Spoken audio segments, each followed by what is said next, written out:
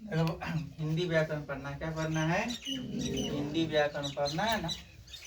हिंदी व्याकरण में क्या पढ़ना है? शब्द। क्या पढ़ना है? शब्द। क्या पढ़ना है? शब्द। होता है ना। अब आज हम बताए थे उत्पत्ति की दृष्टि से शब्द कितने होता है। अब क्या बता रहे हैं आज? बनावट, बनावट या रचना की दृष्टि से ना शब्द के कितने भेद होते हैं ना। शब्द के कितने भेद होते हैं? क्या लिखा हुआ है? आप बताइए क्या लिखा हुआ है? कितने भेद होते हैं ना। तो इनका आंसर लिखा हुआ, क्या लिखा हुआ? बनावट या रचना की दृष्टि से शब्द कितने भेद होते हैं? क्या होता है? 3 को भेद होता है। यहाँ दिया हुआ है ना शब्द। पहला क्या है? रूट। दूसरा क्या है? तीसरा क्या है? यौगिक। हो गया। कोई पूछे कि बनावट या रचना की दृष्टि से शब्द कितने में होते हैं, क्या बताइए आप लोग? 3 को। क्या होता है? पहला क्या होता है? रूट। दूसरा क्या होता है? तीसरा क्या होता है? यौगिक। अब इसका परिभाषा क्या है ना। रूट किससे कहते हैं? कोई पूछे ना तो जिन शब्दों के खंड किए जाने पर कोई अर्थ न निकले उसे हम क्या कहते हैं? रूट कहते हैं। किसी भी शब्द के खंड करने पर उसका कोई अर्थ नहीं निकले ना, उसका कोई अर्थ नहीं निकले उसे क्या कहते हैं? हम रूट कहते हैं। जैसे लिखा हुआ नाक। नाक शब्द का खंड करने पर ना और क दोनों में कोई अर्थ नहीं निकलता। नाक देखा है ना सब।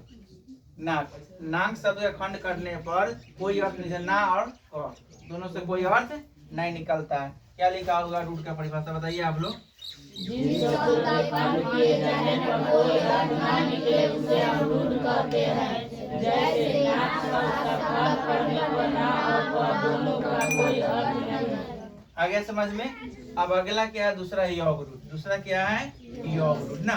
तो ऐसे शब्द नहीं यौगिक है, सॉरी, दूसरा क्या है? यौगिक। ऐसे शब्द जो दूसरे शब्दों के मेल से बने हैं, दूसरे शब्दों के मेल से बने हैं और जिनके सभी खंड सार्थक है, जिनकी सभी खंड क्या है? सार्थक है होते हैं, उसे हम क्या कहते हैं? यौगिक कहते हैं। जैसे घोड़सवार, घोड़ा और सवार। घोड़सवार होता है ना, घोड़ा और सवार, घोड़ा पे चढ़ता है ना, उसको क्या कहते हैं? घोड़सवार। जो घोड़ा पर चढ़ने वाला क्या कहते हैं? घोड़ा पर चढ़ता है जो व्यक्ति उसको क्या कहते हैं? घोड़सवार। देखा है ना।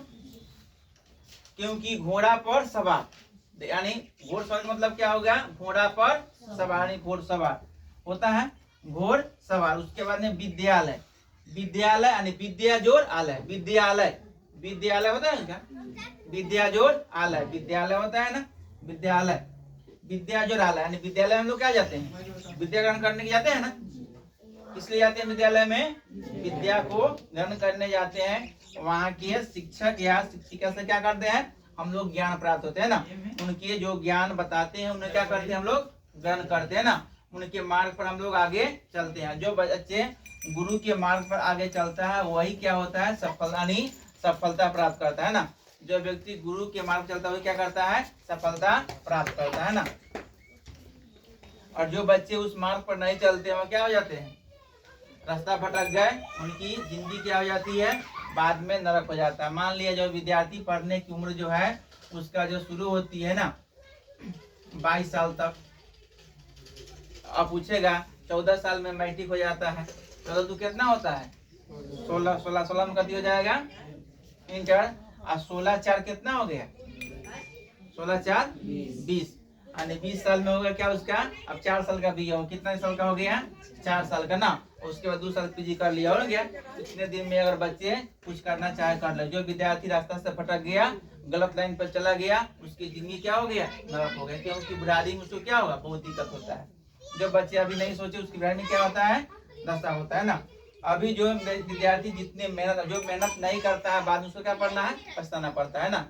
पढ़ा है मेरा हाथ मलना पछतावा करना, समय बीत जाने के बाद कुछ नहीं मिलता है ना। अगला क्या है? योग रूट। क्या है अगला? क्या है? योग रूट। ऐसे यौगिक शब्द जो साधारण अर्थ को छोड़कर विशेष अर्थ ग्रहण करे उसे हम योग रूट कहते हैं। क्या? ऐसे यौगिक शब्द जो साधारण अर्थ को छोड़कर विशेष अर्थ को ग्रहण करे उसे क्या कहते हैं? यौगिक कहते हैं ना। क्या कहते हैं? यौगिक कहते हैं। जैसे कमल, जैसे पंकज, क्या सॉरी पंकज, पंकज ये क्या हो गया? कमल। पंकज ये क्या होता है?